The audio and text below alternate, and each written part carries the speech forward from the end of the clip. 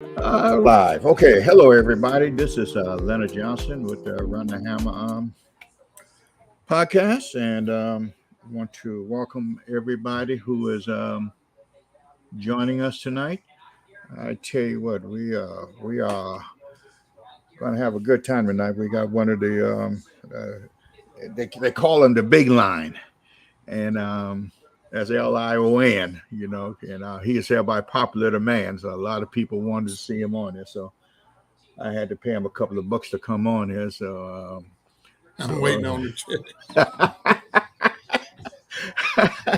But we got Victor Floyd tonight. But before we get there, I got a couple of announcements I got to get out of the way.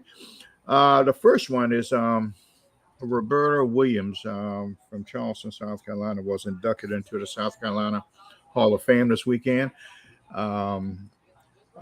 She was the basketball player before basketball players were basketball players. I mean, she was the truth. And back in the day, I think she played Burke, and she's from Burke High School, and she played there. I think from '73 to '75, I believe. That's when she graduated. But she was one whale of a basketball player. Went on to state and got many All-Americans. I think she was All-American there for 2 or 3 years at state, and I mean, just did a marvelous job there. You meet the lady; she is just as humble as you want to be. But hats off to Roberta for being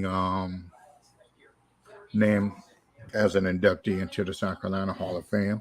And also, I need to give a big shout out to Randall Slate. Randall Slate was named the head football coach at Scotch Branch High School this past weekend, and another young line who's coming up, and one of my favorite people. He would do a fine job there. I mean, he is what he did at Marion was just short of miraculous in that era. But Randall Slate will be the next head football coach at Scotch Branch High School, and we got a couple of more, but we'll get to those later on, especially the show that we got with the old liars, the legends, as I call it. We got them coming on here next Tuesday, where we got the seven or eight of the legends in here. We got Buddy Pugh, we got Bill Tate, we got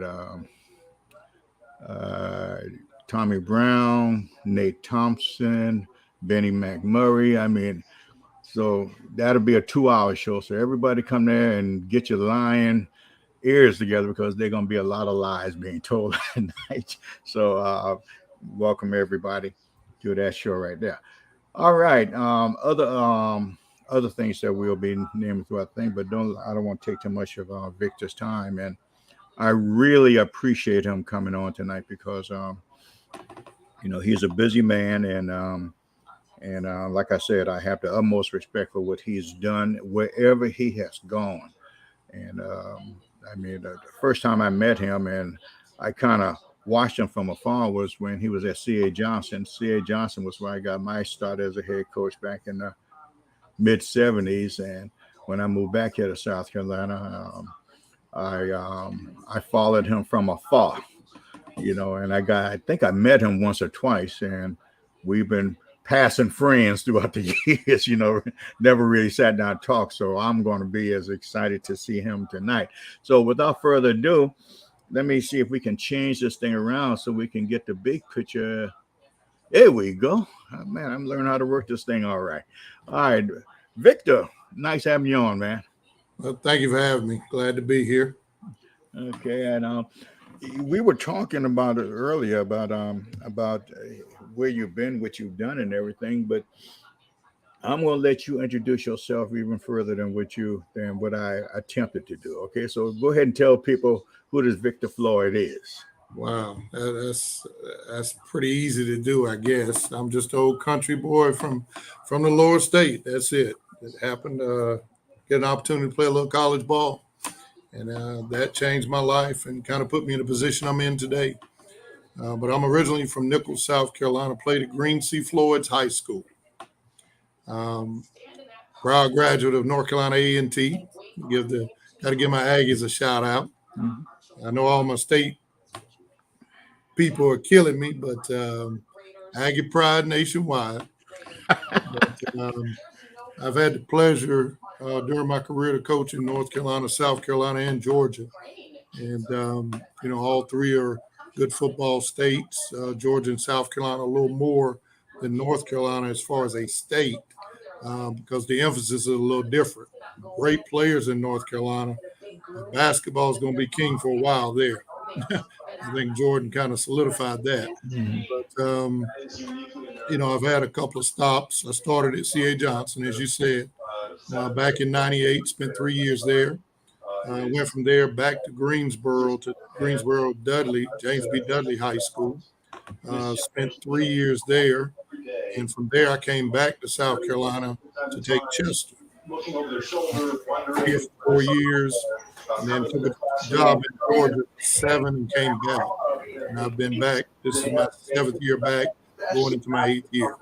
So I've kind of bounced around, had an opportunity to coach a lot of good kids, and to have an opportunity to change some lives. You were at A&T. Who was your coach then? Bill Hayes. Oh my God, I didn't know that. Yep. Bill is one of my favorite people, man. I tell you how good a person he is. When I was trying to learn the option game, I called Bill. That's when I was a senior. I called Bill. Bill said, "Come on down." And Bill put me in his house, and I think we spent all night talking about the option game. I learned more about the option game from that guy, and besides Coach Jeffries. But Bill Hayes was the one who actually got it to where I understood it and everything. Where's Bill now? He's still in the Greensboro, Winston area. Yeah, they just put a statue at Winston-Salem State right outside the stadium in his honor. Mm-hmm. But he's doing well. We Good, had a roast for Coach Hayes about 2 years ago, but he's doing real well. That's good, man. Well, if you see him again, you tell him Leonard Johnson said hello, man. I definitely he's will. one of my favorite people. As I look at your look at you and look at your resume and look at the impact that you have made, not only with the players, but also the impact that the coaches that you've had on the coaches and everything. What has made you that impactful that you think among the coaches? I'm not really sure. I'm pretty genuine. With me, what you see is what you get. Mm-hmm. I'm not a lot of fluff and pretend. I'm pretty straight up. I'm gonna do something most people won't do. I'm gonna tell you the truth, whether it's good or bad. Mm-hmm. So I don't know. I can't tell you. That's just who I am. You find the great ones, the good ones, the ones who are really making an impact. They have a hard time talking about themselves, and do a lot of people come up to you? I'm talking about coaches come up to you, and I'm talking about young high school coaches come up to you and just say thank you. Well, not necessarily thank you, but guys reach out and we bounce stuff off of each other. Mm-hmm. For advice and that type thing. But like I said, I've been in those shoes, and I've reached out to people for help and asked a lot of questions, made a lot of calls, went to see a lot of people. So I understand. I definitely don't mind helping or mentoring any of these young guys that are willing to listen. You have been around a lot. And everywhere you have gone, you have left a trail of success. I didn't realize that you did some of the things that you did until I started reading your resume or reading your bio. What do you contribute that to? And we're gonna get into more details later on some of those things. I guess, if I had to single out something, I just attribute to how I was raised. I was raised by a loving grandmother and a mom and, a couple of uncles. And, core values is probably the biggest thing, a little different than it is now. We were brought up in the church. And, we were at least taught the right way to do things. And there was a foundation there. If you strayed away from it, then that was strictly your decision. You always knew right from wrong. I think in society today, our kids actually struggle with knowing the difference between right and wrong because a lot of them are never told that they're wrong. Mm-hmm. I think just my upbringing, I wouldn't give anything for the way I grew up. I didn't know we were poor, but we were pretty poor growing up. And, we had to work ethic was kind of instilled in us at a real young age. And, a value system. That's about it. I was taught, you got to work for what you get. Nobody's going to give you anything in this world. Mm-hmm. That was stamped in my mind a long time ago, and I truly believe that. And, those values those core values that were established, going to Bible study and being forced to be on the usher board and things that I didn't understand at the time, all that kind of forms you into who you are today. Do you pass those values on to your kids? I do. A lot of people say you can't be like coaches were 20 years ago. I'm not like that, but I'm still very stern, very disciplined. I'm not gonna bend on a lot of stuff, especially when I know I'm doing something that's beneficial for the kids. Mm-hmm. And I'm going to make this big assumption that most of them have bought into who you are and what you are. Well, yeah, I mean the ones that play for me have for sure. Mm-hmm. Now, before we go any further, I got to I say it in a lot of different ways, but I'm gonna say it like this. We got to give a shout out to the person who really run things around here. Because I always said, unless you got a good wife and a good mate, none of this is going to happen. There's no doubt. That's been my backbone. There's no doubt. She's been through it with me with the thick and the thin. We joke all the time about my first year at C.A. Johnson when we were 0-10. That was by far the roughest year of my life, and just how far it's come. But no, you definitely got to have great support. And my wife's definitely done that for 23 years. We just celebrated our 23rd anniversary last weekend. Congratulations. Appreciate it. Yeah. And you got those kids and a couple of kids there in there too? Yep. Yeah. My daughter's 19. She just completed her freshman year at Coastal Carolina. My son's 15. He's going into his sophomore year here with me. Okay. Oh, he's playing for Dad. Yeah. How's that coming with him? You probably have to ask him on that one. He'll tell you there are good days and there are bad days. That comes with the territory. Yeah. My son, I don't know if I did the right thing with him or not, but I was coaching in Texas at the time, and I knew the kind of coach that I was, and I said I didn't want him under that pressure, so I said I'm gonna stay over here, and I think it's best you go over there and play. And it worked out well. He played at Duncanville High School in Dallas, Dallas area, and I was at Dallas Kimball coaching, and but it worked out well because he was happy, I was happy, and the only thing that we didn't do much is I didn't get a chance to go see a lot of his games and everything, but I did sneak over to. I knew the coach. I did sneak in.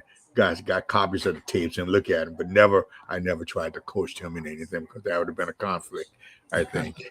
But I understand. Yeah, but I don't know if I was right or wrong, but that's how we did it.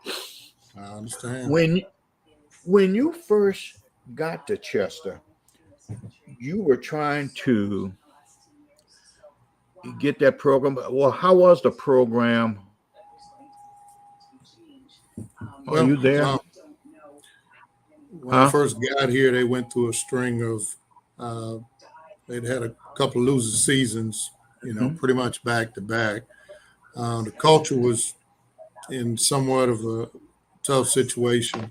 You kind of had to start from scratch in a sense because, we're trying to mold minds. And when you're trying to change a culture, that molding that mind is tough because, kids aren't as bad as adults about being set in ways. But when they get comfortable and get used to doing things, it's difficult to break them. Mhm. So, it was a real challenge, but we were able to work through it. We were able to work through it. A lot of Now, hurt, but we were able to make it over. now, did your experience at C.A. Johnson help you No into doubt, no doubt about it. I what tell people lessons? I wouldn't give anything for those 3 years because it prepared me for everything that I faced here. My other two jobs, they were not as difficult because they were situations that had talent. You just needed to do some things different. Mhm. But C.A. Johnson and Chester were very similar because of the cultures, just being used to losing and being, accepting it. So that was the thing about both places that you had to try to change. Because I think Johnson was on like a 32-game losing streak, and I stretched it to 42. Before we started turning the corner. So it definitely was a growing pains. I tell you that there were a lot of growing pains, but I learned, and that job definitely helped me here. Mhm. Yeah, when I got there, they were on a 20 game, I think 2021 game losing streak. And I kind of extended it to about 32. So Oh yeah, until we got it right, you know. yeah. And That first year is a beast, but yeah. after that, it got going pretty decent. The Mhm. kids bought in, and they just like kids anywhere. Once you show them you care about them, they'll do anything for you. Did you find well, let me ask you the question. When you go into a situation, are you going to try to win games, or are you trying to build that program? Well, you go in to try to change the culture Hmm. and to change some young men's lives. In the process, if you do it right, you're going to win games. And with the foundation you lay from that, you're going to build a program. Hmm. So it kind of, one hand feeds the other, kind of rolls into one. But I think you got to go in with a initial intention of building young men and changing some mindsets and go from there. Everything else comes with it. Now, a lot of people use this word culture. Define culture. I think culture is the environment that you create for your players and expectations that you set for them that they have to be able to shoot to achieve on a daily basis. And when you get a group of people working toward the same goal, that's what creates your culture. Mhm. Everybody needs to be on the same page, working toward the same goals, and that kind of creates your culture. Once everybody gets going the right way, because now we live in a society where it's a me, and I. Nobody talks about, we grew up learning how to serve people. Nobody Mhm. talks about serving anymore or doing things for anybody else. You see, that's where the team concept, that's all it is. You have to learn how to serve. It's like with my seniors, we get 20 hours of community service with our seniors, and we do that just so they can learn how to serve and help people. Mhm. I think that's what culture is. It's an environment where everybody's working toward the same goal, everybody's thinking alike, and have the same goals in mind and doing the same thing to get them achieved. When do you start with that? Do you start with the little ones on up, or when they get to you? The way it's been for me, it's been when they get to me, but now we're in a situation where I have my hands on the seventh and eighth graders also. But in the past, it's always been pretty much when they get to me in ninth grade. Mhm. That's kind of where it starts. You, of course, have to do all this by yourself. I'm sure you don't have that good staff around you, right? No, I have some good guys with me now. I'm just I wouldn't messing dare with you a say little that. bit. I wouldn't dare say that. I have some good guys with me, guys willing to roll up their sleeves and work. You And want to talk about them for a second, man? oh, no doubt. Starting out, I have an offensive coordinator has been with me now probably 15, 16 years. I don't even know the exact number, but he's been with me since '06. So, he kind of knows how things are going to go, kind of what we're doing, the whole nine. He's the longest tenured coach I have with me. He went down to Georgia with me and came back. Okay. That's Chris Dotson. My defense coordinator is Jerry Caldwell, who's actually a Chester alum. Now, his story is really intriguing because he's an attorney. He was actually on Love and Hip Hop, as one of the rappers' wives' attorney. A graduate of Georgia Tech, played 3-year starter at Georgia Tech, Shrine Bowler in the state, the whole nine. And he gets out of the law profession and comes back to his alma mater to coach football and to teach. Wow. Yeah. So he has a real intriguing story, but I have quality guys around me. There's no doubt about that. Mm-hmm. Now, how many do you have on your staff? Now, I don't have a large number. I think there's 8 of us. 8?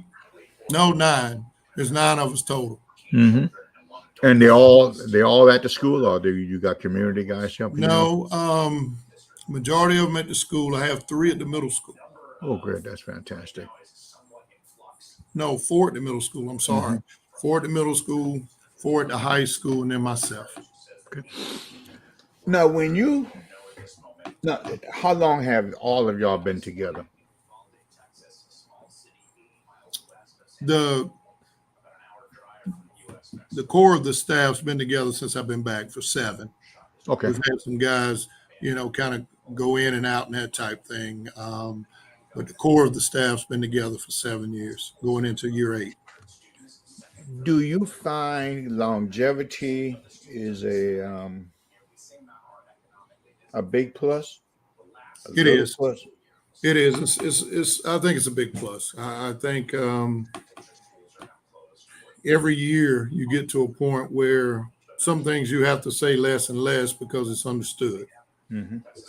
And we've had some guys move on. I've had 2 guys go get head jobs that are doing well. Mm-hmm. We've had some guys move on. Well, actually 3. I just had a 3rd one to get hired last week. Where's that? Tim Boyd got hired at Parkwood High School in North Carolina. Okay. Yeah. And then Ronnie Baker's at Lake City. Ronnie was with you? He was with me my first 2 years. He was with DC. I didn't realize that. Yep. Okay. And Chris Powell is at Drone High School up in the mountains in North Carolina. Okay. So I've had 3 to move on as head coaches. So you encourage that in your staff? Oh, no doubt about it. I mean, you should want to grow. It worries me if somebody doesn't want to grow. Okay. Now, and we'll come back to that staff in a minute because I want to know how you get them working with the kids and get them to, well, we can touch on that now. How do you get them to get your vision? You know how you to express your visions to the kids. Right. Well, I think that's always an ongoing process. Guys have bought in, but again, you and I both know there's more than one way to skin a cat. Mm-hmm. And when you're dealing with adults and dealing with staff, you meet people kind of where they are, and you share your vision and whatever style they use to get through. I mean, that works for me as long as they're preaching the same sermon, Mm-hmm. We all are involved in study hall. I do it offense staff one day, the defensive staff the next day. I'll walk around from class to class, checking to make sure everyone's in tutorial. So everybody's involved in the academic side. Each position coach is responsible for keeping up with their guys' academics. I'm going to keep up with them, but everybody needs to know what your group is doing. Mm-hmm. So my whole thing is, if they know you care about them genuinely, there's a better chance of them listening to you and doing what you ask as opposed to you showing up just to coach ball at 3:30 telling them what to do. Mhm. So if you get involved in every facet of their life, then you have a better chance of reaching them. And I know some people, that's not their thing. They say they're there to coach football, and that's what they do. I personally don't think that works now in this generation. I think you have to get involved because you have to know what you're dealing with when it comes to the young man, the situation, whatever. There may be a reason something's going on. You got to know what's going on. Mhm. And I just think you have to be involved. And all our coaches understand that, and that's kind of how we approach it. Now, with working with that, you have to have a strong understanding with your administration. Right. How do you work with your administration? How is that? Well, I've been pretty blessed. The places I've been, administration has been very willing to work with me on some things and work with us on things because they see that the vision that I have is for the best interest of the young men. It's not a personal thing. It's just for the young men. And everybody understands that's your school representation. You know, the more we can do to prepare our young men for the things that they're going to face and the things that they're going to walk into, whether it's in high school or out, the better off we all are going to be. So administration's been, very helpful on my end. You know, we're able to, get kids in the right classes, to make sure we're covered with the 48H as Mhm. well as, everything else that we need, the weight training, whatever. So our administration's been very helpful with that type stuff. And a lot of any discipline issues, they let us handle it 90% of the time, and it's interesting because some people think, well, that's not fair. I tell them all the time, if you want to send your child out there to do what our guys do, send them. Mhm. If you think what they're doing is easy,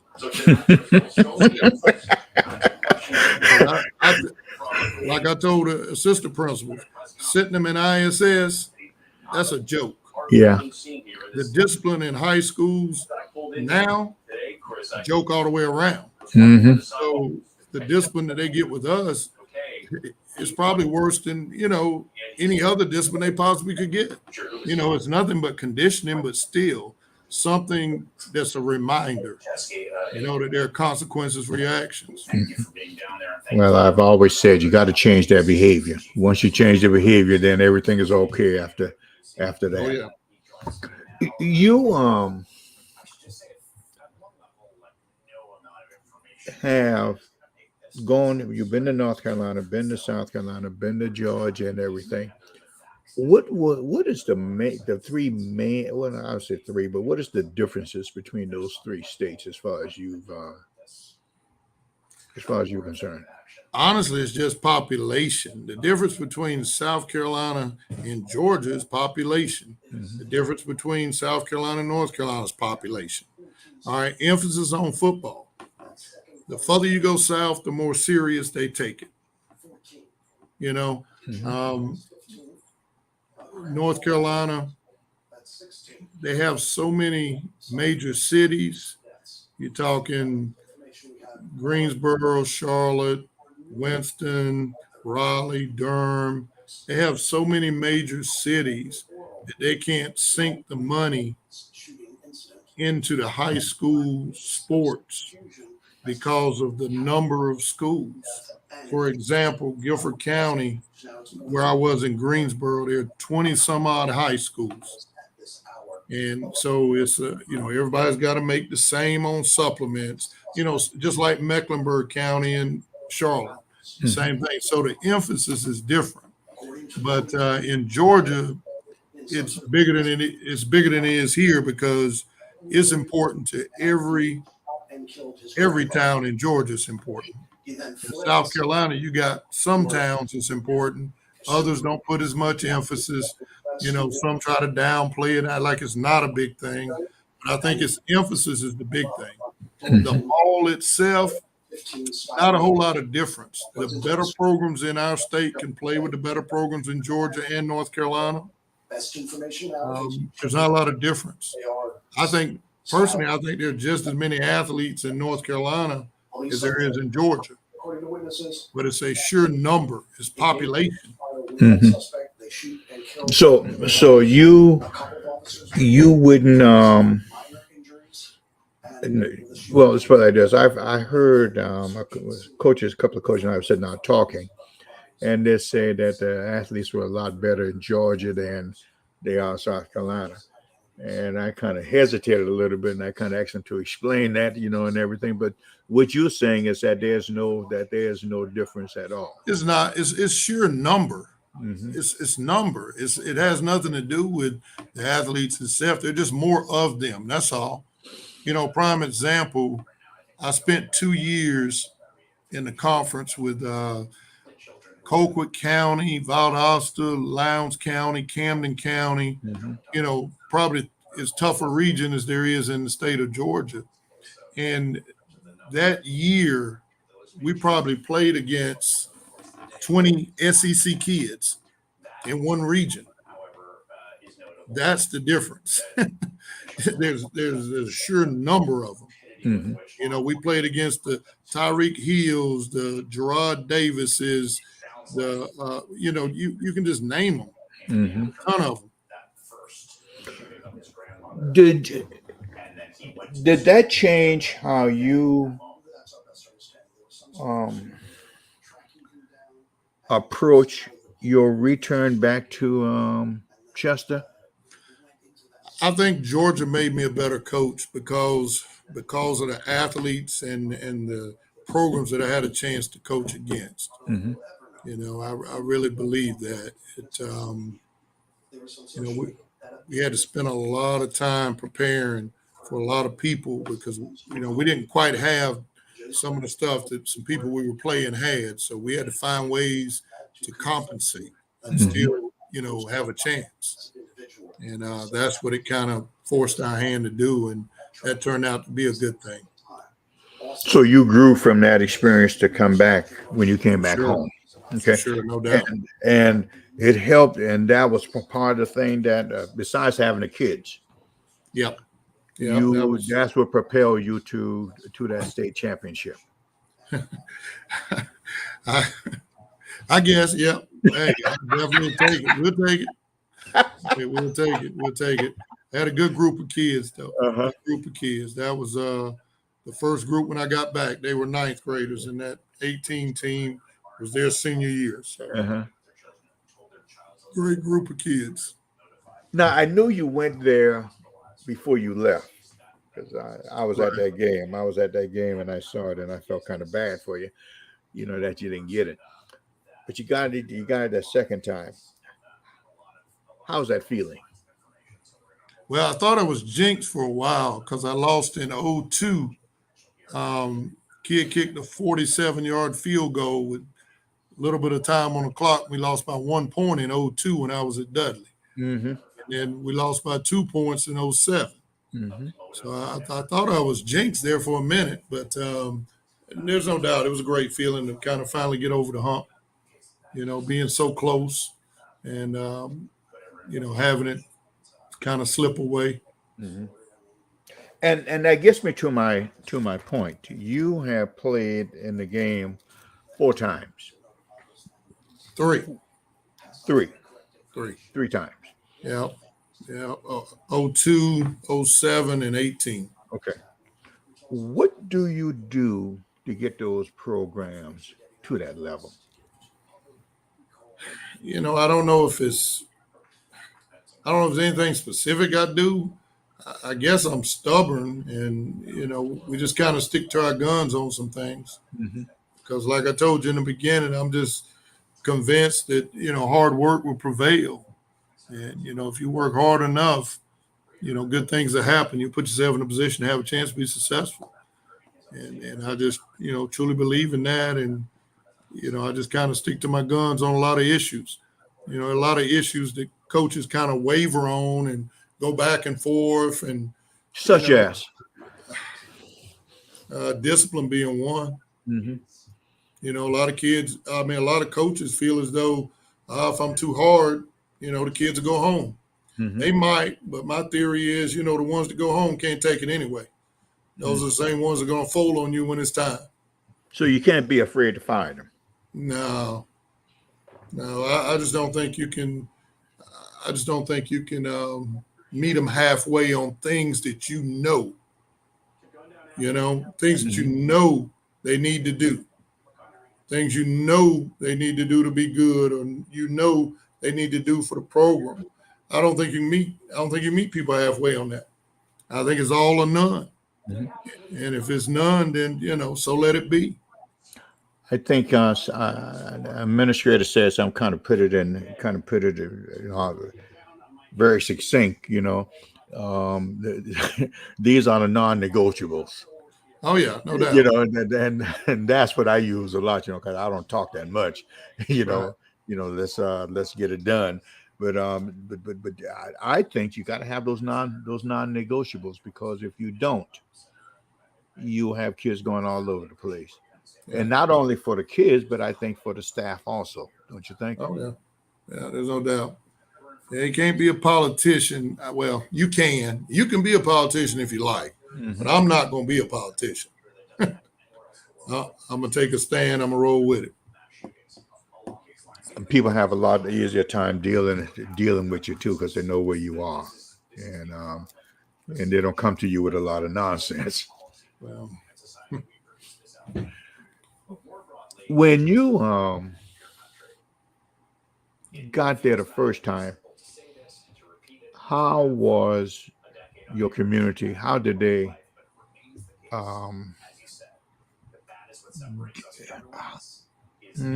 what's a good word to use right here? How did they react to you when you got to Chester the first time? it was interesting because you know how it is. I'm the first black coach, so Are quite you naturally, serious? yeah, I was the first black coach Wow. in Chester history, and Chester, like most small towns in South Carolina, has had their share of problems. Mm-hmm. So quite naturally, I'm sure the naysayers were naysaying, but it's nothing I hadn't seen before.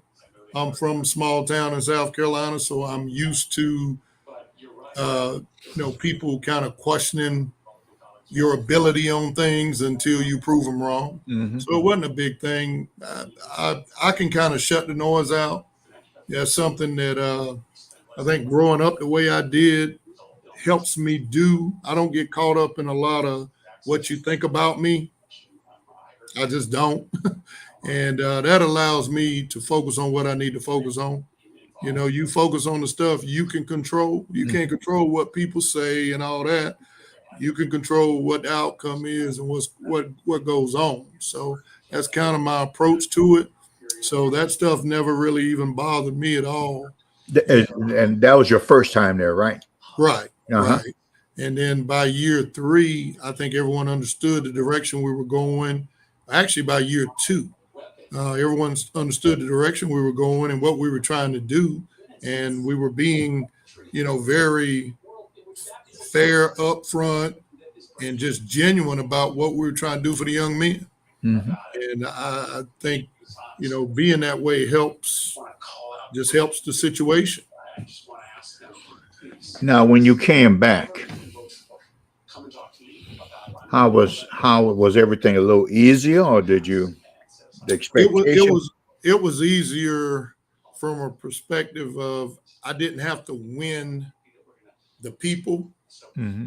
I had to win the kids. See, the first time around, I had to win both. Mm-hmm. I had to win the community and win the kids. So this time, I just had to win the kids. So it was a little easier from that perspective. And I know you're tough. What were some of the strategies that you use to win the kids? But you can't. What's that? You can't be a Probably the hard ass. You can't be a hard ass every day. right. Probably Yeah. the biggest thing was to have former kids come back and share their experiences. So these guys understand you're not the Lone Ranger. Mm-hmm. I hadn't changed. I mean, for example, I do a men's conference every year for our guys, and I invite 9 to 10 speakers. It just depends, and a lot of my former players come back and speak and that type thing.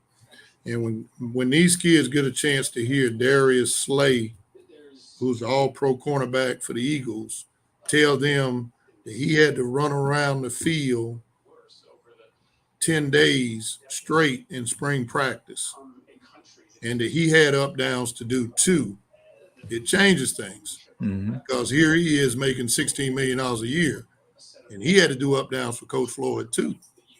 So I think getting guys to share stories and explaining the purpose, teenagers don't understand the purpose now. Getting them to understand the purpose, that has a lot to do with it. And I mean, don't take it out of context. I can be hard on the kids, but now I'm gonna talk to them, and I'm gonna win. I'm gonna win them. If I ride them today, you better bet that they don't leave the building before I get back in their ear and make sure they understand it's not you, it's what you're doing. Mm-hmm. This is why.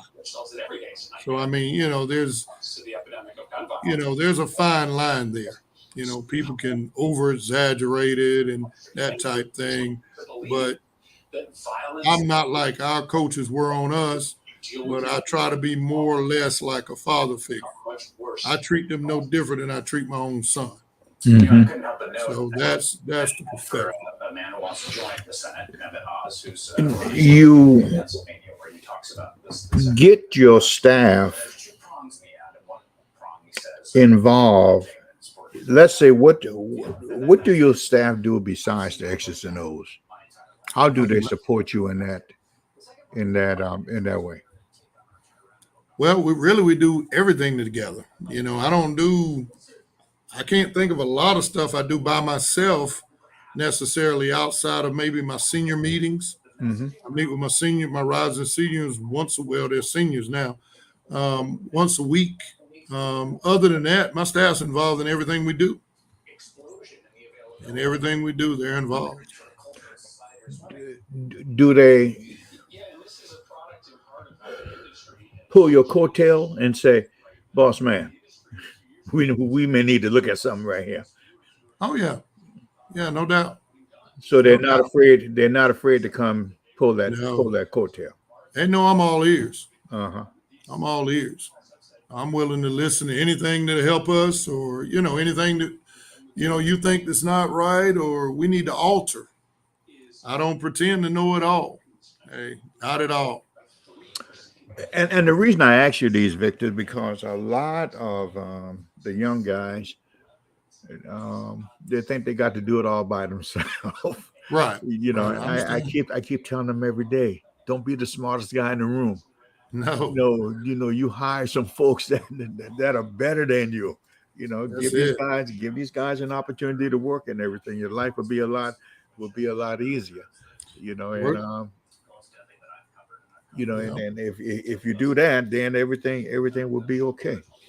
That's the worst thing you can do is be a micromanager. Yeah. I'm gonna treat you like an adult. You got a job to do, get it done. Now, how do you discipline your kids? I mean, just up downs or just some running. That's about it. Mm-hmm. Does it ever get to the point where you have to send a kid home, or are you beyond that where they want to be around you? I've had situations like that. We don't really go through a lot of that now. Mm-hmm. Most of the time, they delete themselves if it's an issue, Mm-hmm. I rarely have to let kids go during the season or anything like that. Now, the off season is tough. But kids usually try to stay on tap. I mean, you may have to get them for a cell phone in class or, something like that, but nothing major, nothing real major. Rarely. Every blue moon, we might have a freshman to do something that, this a little crazy. But other than that, it's not a lot. because usually when kids know their consequences, they don't do stuff. Mm-hmm. It's when they can get away with murders when they do things. And Go ahead, I'm sorry. no, go ahead. Do your kids police themselves? Somewhat. Mm-hmm. Yeah. And when I say somewhat, I mean they're not going to let one of their teammates do something crazy in class. But now you'll catch them doing silly stuff and not getting on each other as much as they should. Mm-hmm. But they do a decent job. I put a lot of that on my seniors. That's why I meet with them like I do, because I think you have to groom and teach guys how to be leaders as opposed to just telling them to lead. Because everybody complains about leaders, but what are you doing to teach them? Because these guys now aren't being taught how to be leaders. So you have to do something to help that. Let's talk about that for a second. You meet with them how regularly? We meet every week. We've Every been week. meeting on Monday mornings at 7:15 through spring ball. Prior to that, we were meeting on Wednesdays at 6:30 in the evening. Mm-hmm. And that's every week that you are in school. We started the first week of March with the Rising Senior Group. And what do you teach in there? Well, we're reading a book right now, and I have a little guide that I put together, just some things that I want them to take, expectations for seniors and senior checklist, things they have to do this year. And, we cover a lot of things. I give them their transcripts. We go through them. We break them down. That way there's no question. When I have my senior meeting with the parents, I hand out transcripts to the parents. So, everybody knows what's going on. Mm-hmm. There's no surprises. There's no, I didn't know any of that. So, in those senior meetings, I just try the best that I can to groom them for what this particular team needs. You what's the name of that book you're reading?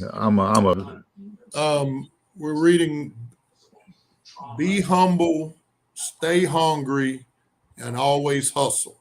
Okay. All right. You can get that from Amazon?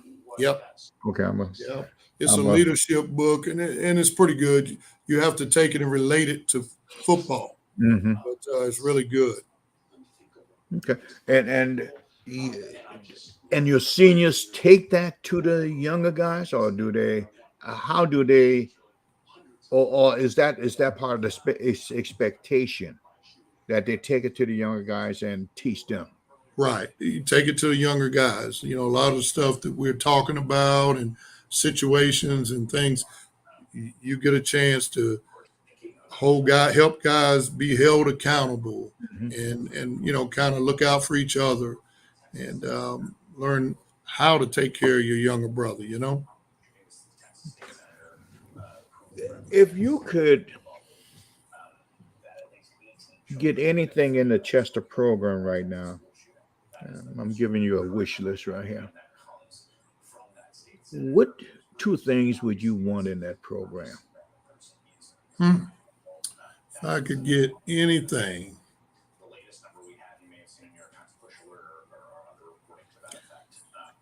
definitely field turf.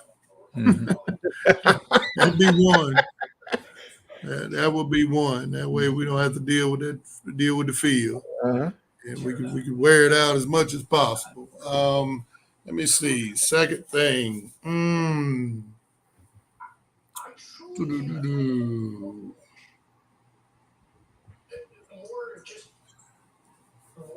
don't know, probably a field house.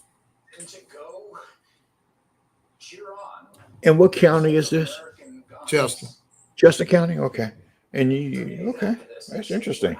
I thought you would have already had all that. No. Nope, nowhere near it. You see, I'm thinking that you got all that money pouring through there. No. You probably got to go a county over for that.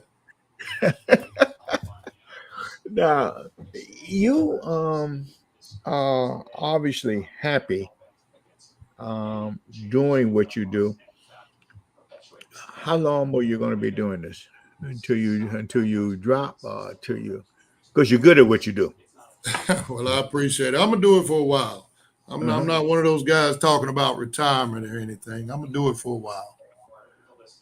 Okay. Do you get an opportunity to go speak at clinics and everything? Right. I have. Yeah. Absolutely. Yes. And what's your strong point when you speak? Mm. I don't know if I have one, but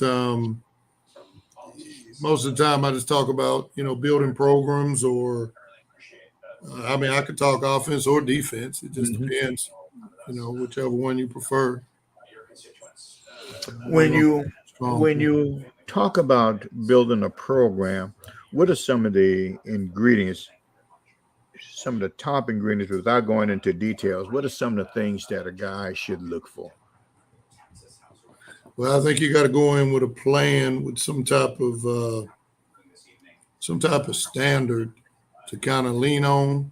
When I talked earlier, I said something about values, core values. I think you have to have something that you can lean on and the kids can lean on that you stand for. Hmm.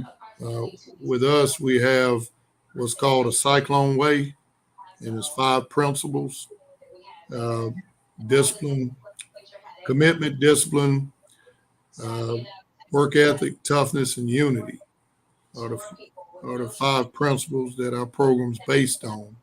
And I think you have to go in with something that you can lean on and your kids can grab a hold uh, to build a program on. You know what's amazing, as I talk to all the guys and everything, and I ask that question a lot. They never talk X's and O's. They always talk about building that foundation Right. first, because and I think sometimes we miss it. We come in there and say, "Well, I got this great system and everything." Well, sometimes that system is not going to work unless you got that house, that foundation built for that house. There's no doubt. No Yeah, and doubt. yeah, and I think if everybody start off with that, they'll keep themselves out of a lot of trouble, and you won't put so much pressure on you or the kids in making an enjoyable situation, and for everybody. Of course, the thing is to win, but you got to have that strong house because no telling which way that wind may blow. An old coach told me a long time ago, I don't know anybody that was born walking. That's right. So, you got to start and you're going to have to teach, and there's going to be some crawling and there'll be some standing and falling, but, it's going to be a process.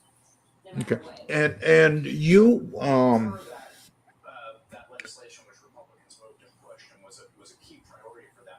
coached, and I'm trying to find the right words. You coached that All Star game. How did you uh, down in Georgia? You coached that All Star game and everything. Right. Hmm. What's that process like? And It's how long interesting. how long were you down there? I was in Georgia for 7 years. Okay. It's interesting how they do their all stars. I coached in the Georgia North South game my third year there. Hmm. Um, what they do is they pick a head coach, and he gets to pick his staff. Yeah. And we had played this guy named Ed Pilcher. He's won a bunch of state championships at Thomas County Central. He's a retired coach now. We played them my first year in Brunswick in the playoffs and beat them in the first round. And he had beat Brunswick the year before 48-6 in the first round. And lo and behold, my third year, he asked me to be on his staff in that All Star game. So Hmm. that selection went. And then when I had an opportunity to coach in the Junior Bowl, I really don't know how my name got put in that. But the first Junior All Star game that Georgia had in Atlanta, I had an opportunity to coach in that also. And then the Border Wars games, they do them kind of on the borders of each state now. It's like a Georgia Florida deal, and I had an opportunity to be the head coach of that. Well, you have yeah, I mean, your story is one that needs to be heralded a lot. And you also coach track, also. I Yep, saw, didn't know yep, that, and yep. you almost won state championships at the with We track and everything. back to back runner up in I think 7 and 8, Okay. 07 and 08, and we won the region in 18. You know, that was track is one of those things that came around kind of by default almost. I ran track in high school, but still I hadn't planned on coaching it, and it kind of got thrown on me back in '94 maybe. And I've been coaching track off and on probably maybe 17 years, 16, 17, something like that. Mm-hmm. Now, do they correlate into championships? I mean, do the two work together? Oh In yeah, your no doubt about it. how There's so? no, In no your doubt about it. Here at Chester, they've correlated both times. In '07, we played we won the region in track, runner up in the state in track, and played for the state championship in football. hmm 18, we won the region in track in the spring and won state championship in basketball. I mean, in football in the fall. So they kind of run hand in hand. And do you is it expected for the kids to run track, or do you encourage It them, or I encourage them all to run. We got a few to play baseball, Mhm. but the ones that don't play baseball, I encourage them to run track. And what I do is all the football players work out with the track team regardless. Okay. Everybody doesn't necessarily go to track meets, but they all at least work out with the track team. So that's your running program Right. along with the weight. Now, do you have a weight class, or do you have to do yours after school? Both. We all the kids that are in the program, that made it through the program this year, we have them during the day, and then we have an after school group for the new guys. Okay. So you got together, and that weight program is one of your stables, or Oh yes, yes. There's no doubt. We're very fortunate with administration. We're able to get them in the class in the fall, during the season, which is perfect. Mhm. And I usually get them all in the spring. There may be a few that because of a academic core class they need that they have to flip to the after school group, which is not a big thing in the spring. My choice, if I had to choose, I'd rather have them in the fall during the season, hmm and we'll make it work in the spring. We'll get Yeah. we'll get it in. Okay. Well, we just about at that hour, Victor. Boy, time went by. It did. Yeah, and I got to get you home. I got to get you home to your family. Um, I always end with two questions, um, and we'll start with this one here. If you were to spend an hour with anybody in the world, dead or alive, and you have 1 hour with that person, who would that? It can't be a coach. Who would that person be? Can't be a coach. Martin Luther King. Why? The resilience that he showed during the '60s and the way he handled himself and carried himself with all the things that were going on, and just from a leadership standpoint, I don't know that we've ever had a leader quite as powerful as Martin Luther King.